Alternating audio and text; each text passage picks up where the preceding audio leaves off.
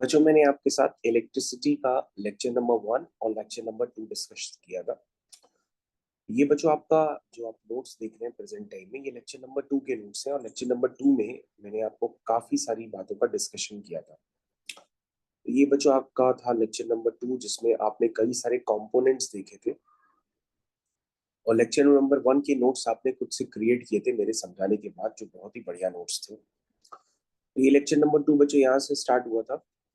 Make sure बच्चों आप lecture के साथ कनेक्टेड हो, क्योंकि अगर आप डायरेक्टली लेक्चर नंबर 3 देखेंगे तो आपको समझ में नहीं आएगा।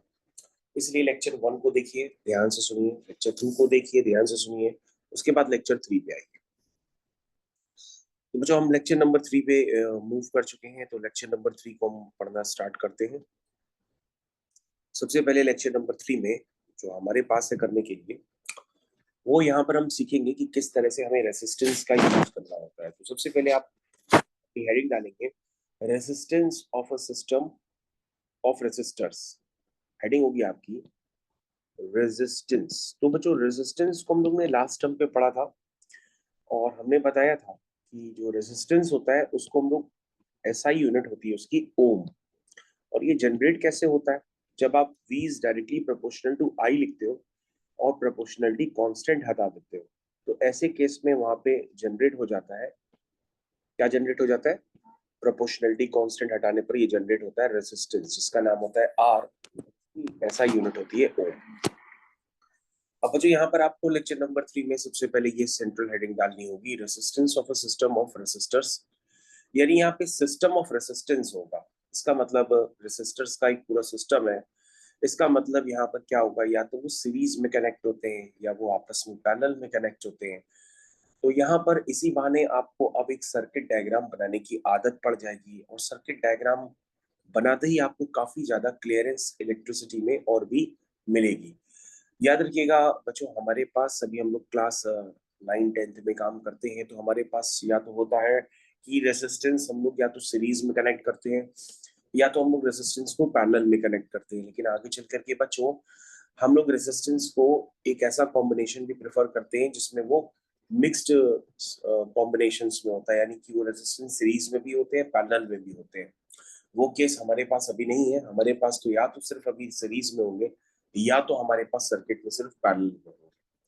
तो चलिए बच्चों, मिक्स कॉम्बिनेशन हमारे पास अभी नहीं आएगा। मिक्स कॉम्बिनेशन का मतलब आप समझ रहे होंगे कि यानी एक आप ने ऐसा सर्किट डायग्राम बना दिया जिसमें कि जो रेजिस्टेंस होते हैं वो किसमें होंगे, वो सीरीज में भी कनेक्ट होंगे और पैरेलल में भी कनेक्ट होंगे। ठीक है, चलिए तो सबसे पहला, resistance R connected in series. तो बच्चों सेंट्रल हेडिंग डालने के बाद आपको दूसरी हेडिंग डालनी होगी कि जो रेजिस्टेंस है connected in series, connected in series, resistance connected in series. तो सबसे पहले बच्चों आपके पास ये एक हेडिंग आई है, तो देखिए इसको हम लोग कैसे स्टार्ट करते हैं। तो सीरीज में आपको बच्चों रेजिस्टेंस जोड़ने हैं, तो ये पहला रेजिस्टेंस हो गया, इसको मैं जोड़ने की कोशिश कर रहा हूँ। उसके बाद बच्चों मैं दूसरा रेजिस्टेंस जोड़ रहा हूँ। उसके बाद बच्चों मैं तीसरा भी रेजिस्टेंस जोड़ रहा हूँ और रेजिस्टेंस को जोड़ने के बाद मैं नीचे से एक क्या लगा रहा हूँ, बैटरी लगा रहा हूँ। बैटरी लगा सकते हैं या आप एक सेल भी लगा सकते हैं, जो आपका मन करे वो लगाएंगे। सेल लगाना होगा तो ये सेल हो गया, अगर बैटरी लगानी होगी तो उसमें एक से ज्यादा सेल होंगे। और अगर आप लगाना चाहें यहाँ पर तो बाकी कंपोनेंट्स भी लगा सकते हैं। जैसे अगर आप अमीटर लगाना चाहें तो बच्चों यहाँ पे आप अमीटर भी लगा सकते हैं, क्योंकि मैंने बताया था जो अमीटर होता है वो बैटरी के साथ सीरीज कॉम्बिनेशन में लगता है।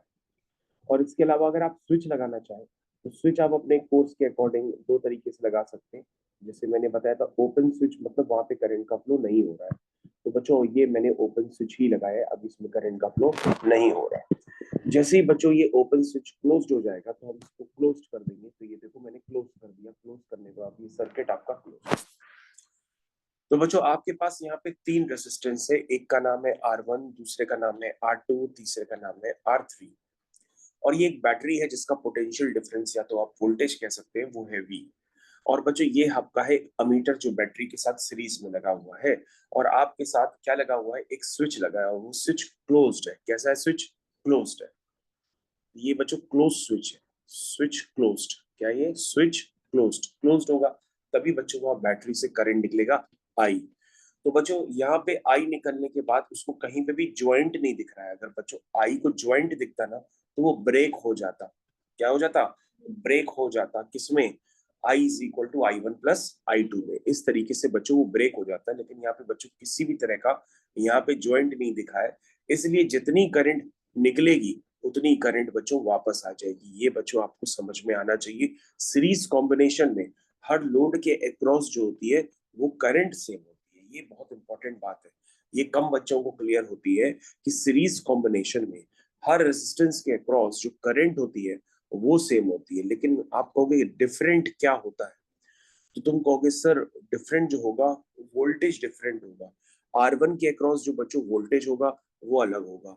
R2 के अक्रॉस जो बच्चों वोल्टेज होगा, वोल्टेज मतलब जो पोटेंशियल ड्रॉप होगा, जो पोटेंशियल डिफरेंस होगा वो अलग होगा। ये बात आपको यहाँ पर समझनी होगी। तो बच्चों यहाँ पे जो बैटरी का वोल्टेज है वो है V, वो आप याद रखेंगे। लेकिन V वोल्टेज की बैटरी जो है अपना वोल्टेज ड्रॉप करेगी। R1 के अकॉर्डिंग कितना ड्रॉप करेगी? I into R1। तो यहाँ पे वोल्टेज ड्रॉप मान लो V1 होता है, यहाँ पे वोल्टेज ड्रॉप होता है V2, यहाँ पे वोल्टेज ड्रॉप होता है V3। लेकिन ये वोल्टेज ड्रॉप बच्चों आता कहाँ से है? बैटरी से ही आता है। तो हम लोग लिख देते हैं यहाँ पर कि V is equal to V1 plus V2 plus V3। अब बच्चों हमारे पास काम क्या होता है? हमारे पास हर बार के लिए काम ये होता है कि अगर रेसिस्टेंस अगर सीरीज में लगे हैं तो इन सारे सीरीज में लगे हुए रेसिस्टेंस को हटा करके हम एक अकेला रेसिस्टेंस लगाना होता है जो इन तीनों के बराबर काम करे। क्या करे? जो इन तीनों के बराबर काम करे। ठीक है ना? तो उस रेसिस्टेंस का नाम होता है आर इक्विवेलेंट। क्या नाम होता है? R equivalent. क्यों? क्योंकि बच्चों इक्विवेलेंट क्यों है? क्योंकि वो तीनों के बराबर काम करने लगेगा, उसलिए हम उसको आर इक्विवेलेंट भी कहते हैं। ये बात समझ में आई? उसके बाद बच्चों ये समझने के बाद आप उसके बगल में एक और भी डायग्राम बनाइए और उसमें स्विच वगैरह मीटर वगैरह लगा करके सब क्लोज करके एक उसका इक्विवेलेंट डायग्राम भी बना दीजिए। ठीक है बच्चों, ये इक्विवेलेंट डायग्राम बन गया जिसमें जो रेजिस्टेंस का नाम है वो है आर इक्विवेलेंट, बैटरी वही वी है, अमीटर वही वी है, स्विच क्लोज्ड है। तो बच्चों राइट हैंड साइड में जो अभी मैंने नया डायग्राम बनाया है वो पुराने वाले डायग्राम को ही रिप्रेजेंट कर रहा है। ठीक है, तो आप यहाँ पे सबसे पहले एक जनरेट करना चाहते हैं रिलेशन कि जो आपने आर इक्विवेलेंट लगाया है उसका R1 और R2 और R3 में क्या रिलेशन होगा। तो आप बता सकते हैं क्या रिलेशन होगा? तो हम लोग देखते हैं सबसे पहले कि हमारा जो वोल्टेज ड्रॉप होता है V1, V1 बच्चों किसके बराबर है? तो आपको सर I इंटू R1 के, क्योंकि V1 के क्रॉस रेजिस्टेंस R1 है और वहां से जाने वाली करंट I है, तो वोल्टेज ड्रॉप क्या होता है? I into R। कि आपने ओम्स लॉ में पढ़ा था V is equal to I R. तो कभी भी आपको वोल्टेज ड्रॉप निकालना हो किसी भी रेजिस्टेंस, किसी भी लोड के अक्रॉस, तो आपको वहां पे करंट और रेजिस्टेंस पता होना चाहिए। तो V हो गया आपका आई आर वन, और V2 हो गया आपका आई आर टू, और V3 हो गया आपका आई आर थ्री। अब जो हमें यहाँ पर ये बात तो क्लियर हो गई, लेकिन अब हमको यहाँ पे बच्चों वोल्टेज ड्रॉप जो होगा यहाँ पे भी निकालना है कि यहाँ पे वोल्टेज ड्रॉप कितना होगा। तो तुम कहोगे सर ये आर इक्विवेलेंट रेजिस्टेंस है, बैटरी वही सेम है, तो करंट निकला था आई और आई करंट निकल के वापस आ गया। तो मैंने पूछा बेटा कि आर इक्विवेलेंट के अक्रॉस वोल्टेज ड्रॉप कितना होगा। तो तुम कहोगे सर आर इक्विवेलेंट के अक्रॉस जो वोल्टेज ड्रॉप होगा वो होगा आई इंटू आर इक्विवेलेंट। यही तो होगा। कितना होगा? आई इंटू आर इक्विवेलेंट। तो बच्चों ये बात आपको समझ में आना चाहिए। और जो भी वोल्टेज ड्रॉप हो रहा है बच्चों, वो ओवरऑल वोल्टेज ड्रॉप किसके बराबर होता है? बैटरी से आता है वो, तो वो बैटरी के वोल्टेज के ही बराबर होता है। क्या ये बात सबको समझ में आ गई? तो बच्चों आप V की वैल्यू यहाँ पर पुट कर दोगे, और V की वैल्यू यहाँ पर कितनी है? V की वैल्यू है बच्चों यहाँ पर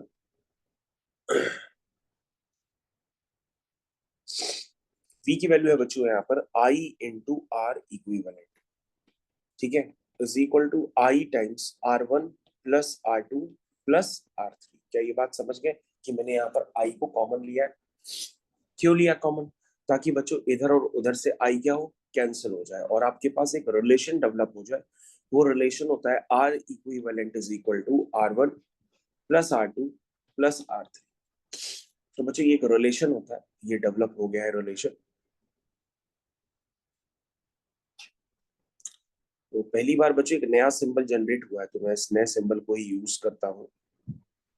ठीक है, तो ये बच्चों आपके पास एक रिलेशन जनरेट हो गया, R equivalent is equal to R1 plus R2 plus R3। तो बच्चों आपको यही याद रखना होगा कि जब तीन रेसिस्टेंस सीरीज में कनेक्ट होते हैं तो उन तीनों को हटाकर एक नया रेसिस्टेंस लगाते हैं जो उन तीनों के बराबर काम करता है, उसका नाम होता है आर इक्विवेलेंट, और उसके क्रॉस वोल्टेज ड्रॉप होता है आई इंटू आर इक्विवेलेंट। तो मेरे ख्याल से जब मैंने रेसिस्टेंस को सीरीज में कनेक्ट किया तो आपके दिमाग में ये बैठ जाना चाहिए कि अगर हम तीनों रेसिस्टेंस को रिप्लेस करेंगे तो रिप्लेस करने के लिए हमें उनको सम से रिप्लेस करना पड़ेगा, तो उन तीनों के बराबर ही काम करेगा। उसके बाद बच्चों हमारे पास नेक्स्ट हेडिंग आएगी, resistance are connected in parallel. तो नेक्स्ट हेडिंग सारे बच्चे अभी डालेंगे कि resistance are connected in parallel. Resistance are connected in parallel. Resistance किसमें जुड़े हुए हैं? पैरेलल में जुड़े हुए हैं। तो ये बच्चों मैंने पैरेलल में रेसिस्टेंस को कनेक्ट कर दिया है, ठीक है। तो अगर आप ध्यान से देखिए तो पैरेलल कॉम्बिनेशन किस तरह से बनता है, तो ध्यान से देखिए, पैरेलल का मतलब होता है कि वो पैरेलल नजर भी तो आएगा। तो देखिए बच्चों ये पहला रेसिस्टेंस है,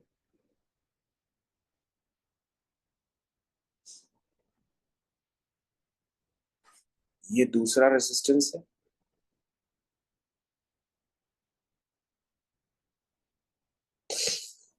ये तीसरा रेसिस्टेंस है,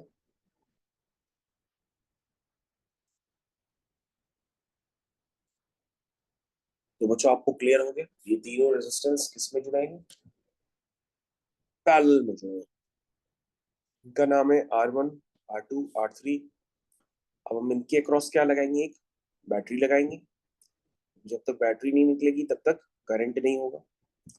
आप बैटरी भी लगा सकते हैं, सेल भी लगा सकते हैं, लेकिन आपको ज्यादातर बुक्स में बैटरी ही देखने को मिलेगी, तो एक से ज्यादा सेल उसमें लगाने पड़ते हैं। उसके बाद अगर आप बार बार चाहें तो मीटर भी लगा सकते हैं। ये बच्चों मैंने मीटर लगा दिया, ठीक है। ये बच्चों मीटर हो गया। उसके बाद बच्चों स्विच लगा देते हैं। जो बच्चे नए नए हैं उनको देखने में काफी अच्छा लगता है ये स्विच। ये स्विच हमने लगा दिया। अब स्विच को क्लोज कर दिया। जैसे ही क्लोज किया तो बैटरी से करंट निकली आई। बच्चों मैंने बताया था अगर कहीं भी उस करंट को अगर ज्वाइंट मिलता है तो वो करंट ब्रेक हो जाएगी। तो देखो बच्चों यहाँ पर उस करंट को तीन रास्ते दिखा, एक रास्ता ऊपर है, एक यहाँ पर है, एक यहाँ पर है। तो करंट ब्रेक हो जाती है R1 के कोरस्पॉन्डिंग I1, R2 के कोरस्पॉन्डिंग I2 और R3 के कोरस्पॉन्डिंग I3, ठीक है। समझ में आया? R1, R2, R3 ये करंट जो है इस तरह से ब्रेक हो जाएगी। तो तीन रेसिस्टेंस है बच्चों, R1, R2 और R3। अब क्या करेंगे? वही सेम काम बच्चों को रिपीट करना होगा कि अगर I1 यहाँ पर आ रही है, I2 यहाँ पर आ रही है, I3 यहाँ पर आ रही है, तो तीनों को फिर से एक ज्वाइंट मिलेगा, वो तीनों आपस में कंबाइन होकर के वापस आई हो जाएगी, क्योंकि I is equal to I1 plus I2 plus I3 था, तो वहां पे वो ब्रेक हुई थी, लेकिन ज्वाइंट पे ये तीनों आपस में मीट कर जाएंगी तो ये वापस I बन जाएगी, क्योंकि I1 प्लस I2 I3 क्या था? I था। उसके बाद बच्चों हर बार की तरह आपको एक सेम डायग्राम बनाना पड़ेगा जो इन तीनों को रिप्रेजेंट कर रहा है। यानी कि तीन रेसिस्टेंस को हटा करके हम क्या करेंगे? एक इक्विवेलेंट रेसिस्टेंस को लगाएंगे। क्या करेंगे? तीन रेसिस्टेंस को हम हटा करके हम एक इक्विवेलेंट रेसिस्टेंस लगाएंगे जिसका नाम होगा आर इक्विवेलेंट। बैटरी बच्चों वही सेम होगी, तो आप देखिए ध्यान से।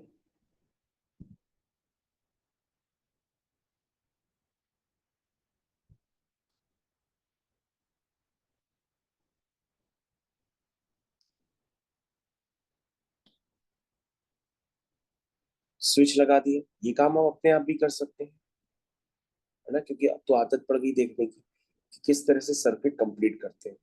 और सर्किट जब तक क्लोज नहीं होगा तब तक करंट का फ्लो नहीं होता। तो ये वाला जो डायग्राम है इसको रिप्रेजेंट कर रहा है।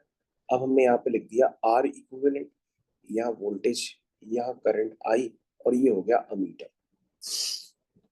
बोलो भाई बात समझ में आ गई सबको? तो बच्चों यहाँ पर आई किस में ब्रेक हुआ है? यहाँ पे बच्चों आई ब्रेक हुआ है आपका I1 plus I2 plus I3। क्या ये बात सबको समझ में आ गई? अब बच्चों आप ध्यान से हमको बताइए, आई ब्रेक तो होगी I1 I2 I3 में, लेकिन आप हमको बताएंगे कि एक स्पेसिफिक प्रॉपर्टी होती है सीरीज और पैरेलल कॉम्बिनेशन में। सीरीज में करंट सेम होता है हर लोड के अक्रॉस, लेकिन बच्चों पैरेलल में पोटेंशियल डिफरेंस हर लोड के अक्रॉस सेम होता है, वो बैटरी के वोल्टेज के बराबर होता है।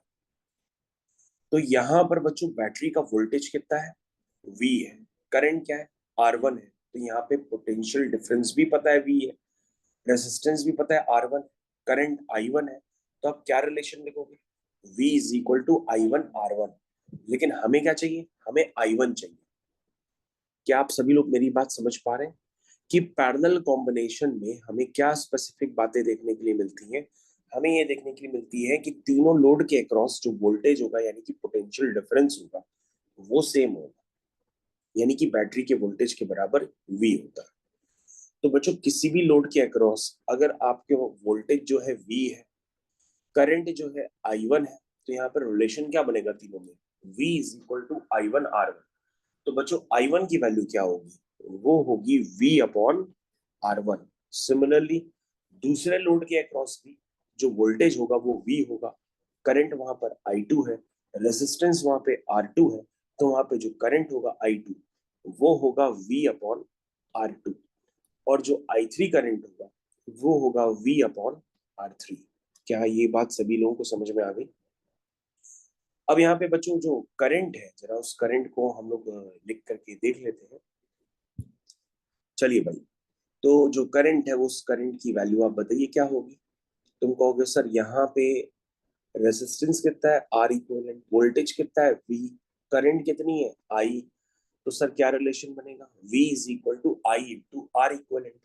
तो I क्या होगा, कहोगे sir V upon R equivalent. क्या ये बात सबको समझ में आई कि किस तरह से पैरेलल कॉम्बिनेशंस में मैंने पहले करंट का डिस्ट्रीब्यूशन किया और उसके बाद आपको एक नई प्रॉपर्टी बताई कि भाई सीरीज में हर लोड के क्रॉस करंट सेम होता है, लेकिन पैरेलल कॉम्बिनेशन में हर लोड के क्रॉस क्या होता है, पोटेंशियल डिफरेंस सेम होता है।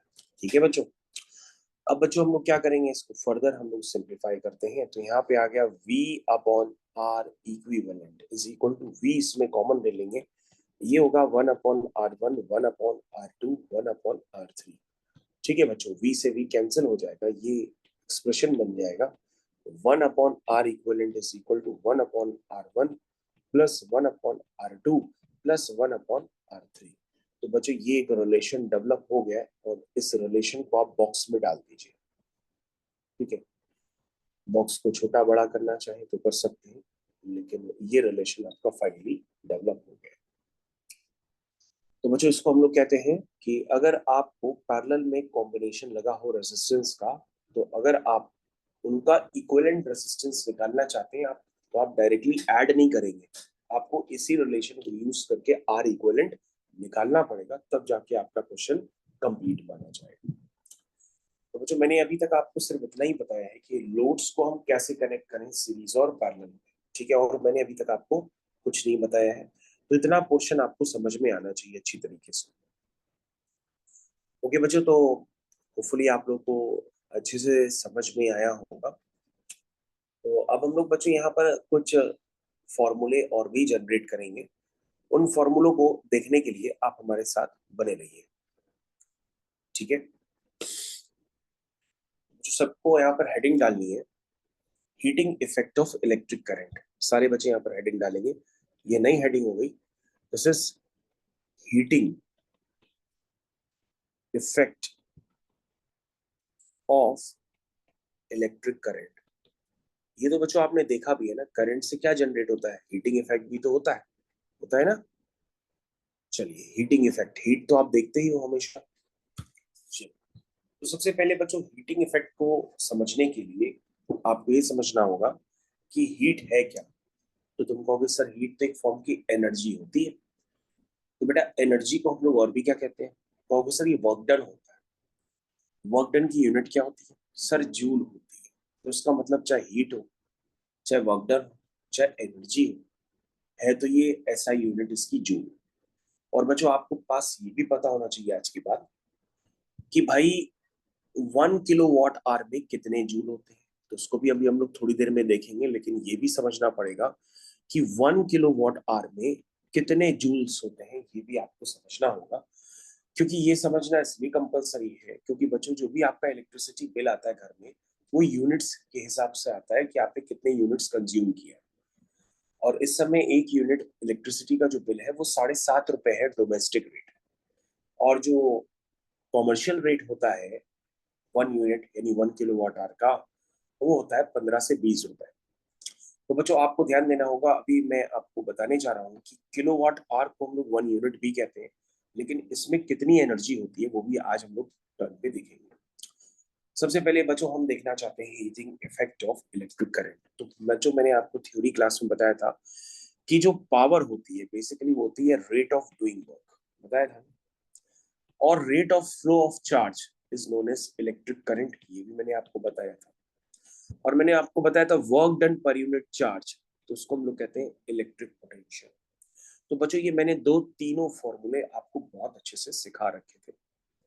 अब बच्चों आपको ध्यान देना होगा, यहाँ से आप कुछ काम करेंगे। आप देखिए जरा मैं क्या करता हूँ, पावर के दूसरे फॉर्मूले भी मैं जनरेट करूंगा क्योंकि वो क्वेश्चंस में यूज होते हैं कि हमेशा ऐसा नहीं होगा कि पावर को निकालने के लिए आपको एनर्जी कंज्यूम्ड और टाइम टेकन वगैरह यही दिया होगा। आपको पावर के लिए कुछ और भी दिया जा सकता है। जैसे दूसरे फॉर्मूले आप कैसे जनरेट करेंगे, W की जगह आप क्रॉस मल्टीप्लाई करके QV डाल दीजिए, क्योंकि बच्चों यहाँ से W की वैल्यू आप निकाल सकते हैं कि वो QV आएगी, तो वहां पर आप पुट कर दीजिए। पुट करने के बाद आप क्या करिए कि आप जानते हैं कि Q की वैल्यू क्रॉस मल्टीप्लाई करके IT भी होती है, तो आप Q की वैल्यू वहां पर IT भी पुट कर दीजिए। तो आपके पास एक पावर का फॉर्मूला जनरेट होगा जो आपको सबसे ज्यादा यूज करना होगा। वो पावर का नया फॉर्मूला बन गया P is equal to VI।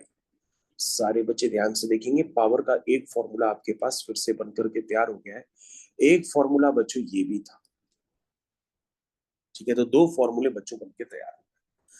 लेकिन पावर के बच्चों और भी फॉर्मूले क्रिएट किए जा सकते हैं using Ohm's law. Ohm's law क्या होता है, V is equal to I into are.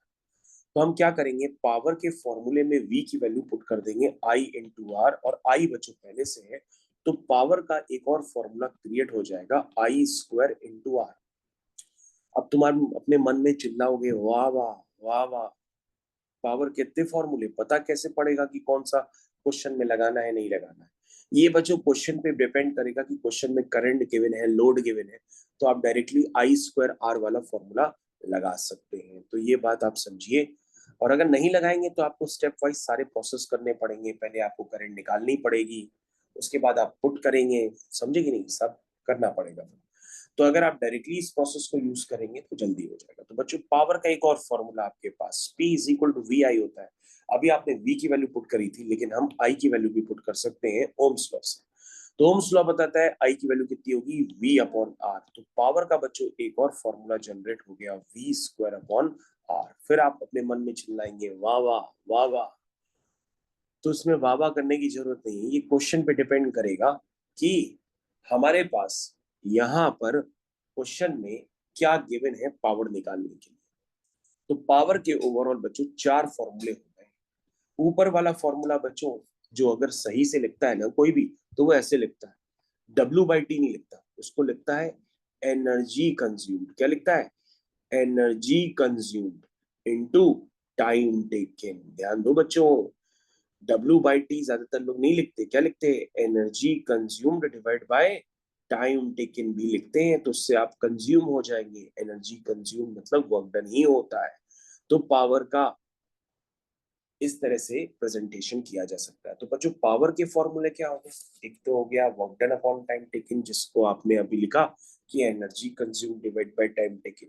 एक पावर का फॉर्मूला बच्चों हो गया VI, एक पावर का फॉर्मूला हो गया V स्क्वायर बाय R, एक पावर का फॉर्मूला हो गया I स्क्वायर इंटू R। तो बच्चों कहोगे सर इसमें हीटिंग इफेक्ट तो आया ही नहीं है। हमने कहा नहीं आया तो कोई बात नहीं, पहले तो फॉर्मूले सीखो, क्योंकि फॉर्मूलों से ही जनरेट होता है हीटिंग इफेक्ट, ठीक है। तो अभी हम लोग हीटिंग इफेक्ट को भी देखते हैं।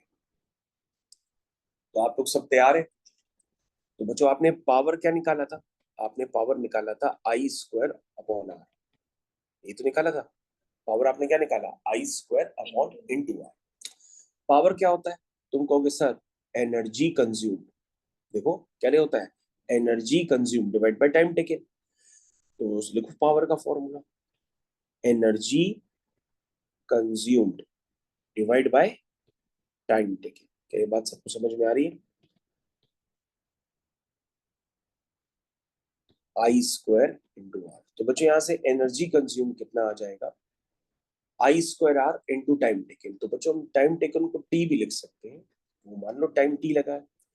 तो बच्चों आपके पास एनर्जी कंज्यूम्ड आ जाएगा, क्या आ जाएगा, क्रॉस मल्टीप्लाई करने पर आएगा energy consumed is equal to I square R into T. क्या लिखा, I square R into T. तो बच्चों जो एनर्जी कंज्यूम्ड है ना, वो एनर्जी कंज्यूम अगर किसी लोड पे हो रही है तो उसको हम लोग कहते हैं कि वहां पे क्या जनरेट होता है, हीटिंग इफेक्ट। क्योंकि लोड पे हीटिंग इफेक्ट जनरेट होता तो है, जैसे फ्रिज चलते चलते गर्म हो जाती है, एसी चलते चलते उसका कंप्रेसर गर्म हो जाता है, फैन चलते चलते गर्म हो जाता है। उससे क्या जनरेट होता है, उस लोड के अक्रॉस करंट से हीटिंग इफेक्ट। तो बच्चों जो हीटिंग इफेक्ट होता है ना, वही बेसिकली एनर्जी कंज्यूम होता है, और वो होता है I square into R T. तो सारे बच्चे ध्यान देंगे कि आपने हीटिंग इफेक्ट के लिए भी स्टैंडर्ड को जनरेट कर दिया है, this is known as your heating effect, I square into R T. तो हीट जो कंज्यूम हो रही होगी उसको निकालने के लिए आप इस रिलेशन को यूज करेंगे, आई स्क्वायर इंटू आर टी। मेरे ख्याल से यहाँ पे सारे बच्चों को बहुत ही नीट एंड क्लीन तरीके से क्लियर हो गया होगा। अब बच्चों हमारे पास एक नई हेडिंग आएगी, conversion of 1 kilowatt hour into joule. क्या लिखोगे, conversion of kilowatt hour into joules. कैसे कन्वर्जन होगा ये आप समझने की पूरी कोशिश करिए। तो आप बच्चे सभी लोग रेडी हैं कि हम किस तरह से कन्वर्जन करेंगे? चलिए रेडी हो जाइए। तो बच्चों क्या लिखा है, 1 किलोवाट आवर। आपने सीखा था कि किलो का मतलब 1000 भी होता है, भाई किलो को मैंने 1000 से रिप्लेस कर दिया। वॉट को आपने सीखा था कि जूल पर सेकंड भी कहते हैं। ध्यान दीजिएगा, ये आपका क्या है, किलो, किलो मतलब 1000। ये आपका क्या है, वॉट, वॉट का मतलब क्या होता है, जूल पर सेकंड। और आर क्या होता है, आर का मतलब होता है 3600 सेकंड। ये बात सभी लोग जानते हैं कि आर का मतलब क्या होता है, 3600 सेकेंड। नहीं समझे भाई, 1 घंटे में 60 मिनट होते हैं और 1 मिनट में 60 सेकेंड होते हैं, तो 1 घंटे में कितने सेकेंड होंगे, 60 × 60। तो बच्चों मैंने ये आपको किलो लिख के बताया, ये वॉट लिख के बताया, और ये मैंने आर को सेकेंड में लिख करके दिया। तो बच्चों अगर आप ध्यान से देखेंगे तो आपको यहाँ देखने के लिए मिलेगा कि सेकेंड से सेकेंड क्या हो जाता है, कैंसिल हो जाता है, और तुम्हारे पास सिर्फ किसकी टोपी बचती है, जूल की टोपी बचती है। तो ये वैल्यू कितनी आई, कहोगे सर 36 × 10 की पावर, अरे सर 5 जीरो, तो 10 की पावर 5 जूल। जिनको ये पावर में नहीं लिखना आता तो वो ऐसे भी लिख सकते हैं कि 36 1 2 3 4 5 36 लाख जूल भी लिख सकते हैं। तो बच्चों आपको ये क्लियर होना चाहिए कि जब आप 36 लाख जूल एनर्जी कंज्यूम करते हो तब जाकर के एक यूनिट बनता है। और प्रेजेंट टाइम में एक यूनिट इलेक्ट्रिसिटी की जो कॉस्ट है वो 7.5 रुपए है। कितनी है, 7.5 रुपए है। ये बात आपको याद रहेगी, याद रहेगी। चलिए, तो बच्चों हमारे पास 1 किलोवाट आवर में 36 × 10 की पावर 5 जूल होते हैं। चलिए आगे कंटिन्यू करते हैं। 1 kilowatt hour is equal to 3.6 × 10 की पावर 6 जूल भी इसको लिख सकते हैं। ठीक है, 1 किलोवाट आवर को हम लोग क्या लिख सकते हैं, 3.6 × 10 की पावर 6 जूल भी लिख सकते हैं। बोलो भाई, लिख लेंगे, लिख लेंगे। तो 1 किलोवाट आवर को हम लोग क्या लिखते हैं, 3.6 × 10 की पावर 6। कहोगे सर ये कैसे लिखा, हमने कहा इसको सिंप्लीफाई कर लो, 36 के आगे 6 जीरो लगाओ, फिर एक पॉइंट लगाओ, तो वो 36 × 10 की पावर 5 हो जाएगा। लेकिन कहोगे सर आपने ये इस फॉर्म में क्यों लिखा, क्योंकि हमने लिखा कि बेटा ये जो होता है ना, ये एक स्टैंडर्ड फॉर्म होता है। क्या होता है ये,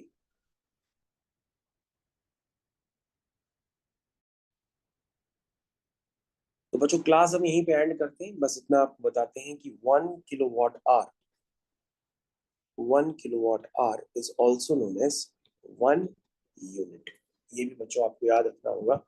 और आज की क्लास के बाद आपको हमेशा पता होना चाहिए कि 1 किलोवाट आवर में कितने जूल्स होते हैं, 3.6 इंटू 10⁻⁶ जूल्स होते हैं। और बच्चों जो भी आपका इलेक्ट्रिसिटी का लेक्चर नंबर 4 आएगा, उसमें हम आपके साथ क्वेश्चंस को भी डिस्कस करेंगे। Thank you.